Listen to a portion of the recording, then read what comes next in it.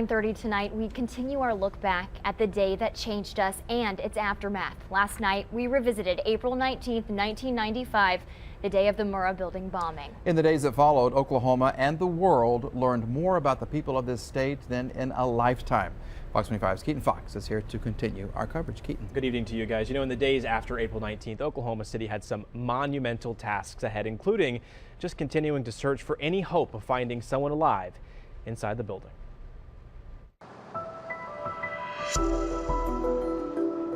As the first hours of April 19th passed, so did the hope of finding anyone inside the building alive.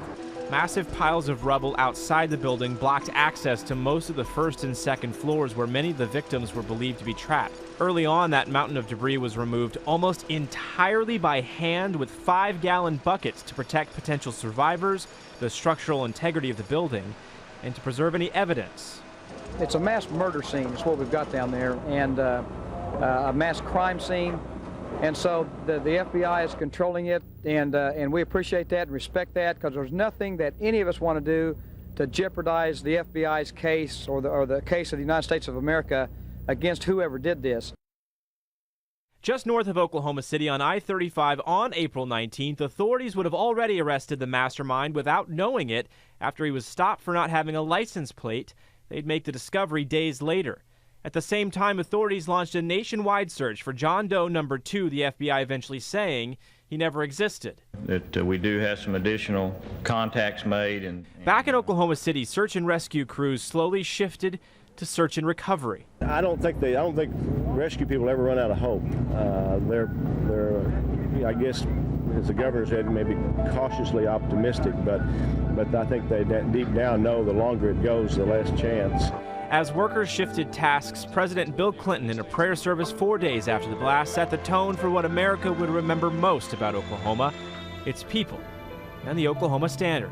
If anybody thinks that Americans are mostly mean and selfish, they ought to come to Oklahoma.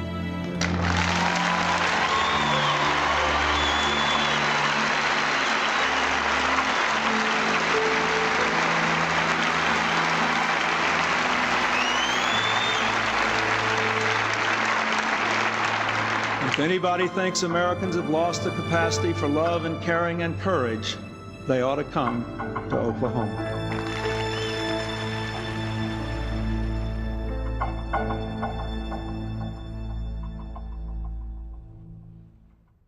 By Friday, May 5th, all but 3 bodies are recovered, located in a part of the building that engineers thought could collapse if breached.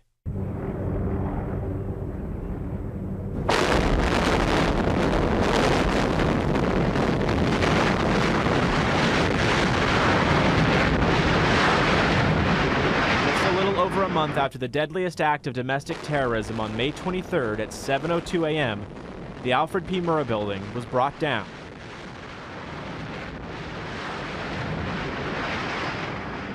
While the implosion wiped away the visual scar on Oklahoma's psyche, it would only mark the beginning of the healing process.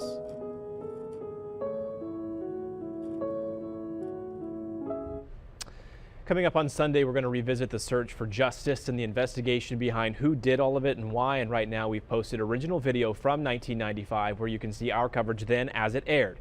You can find that on a section of our website, OKCFox.com, dedicated to the day that changed us then, now, and tomorrow. It all leads up to our special anniversary coverage on Sunday, April the 19th from 8 a.m. to 11 a.m. We hope you can join us then as we remember. In the studio, I'm Keaton Fox, Fox 25 News.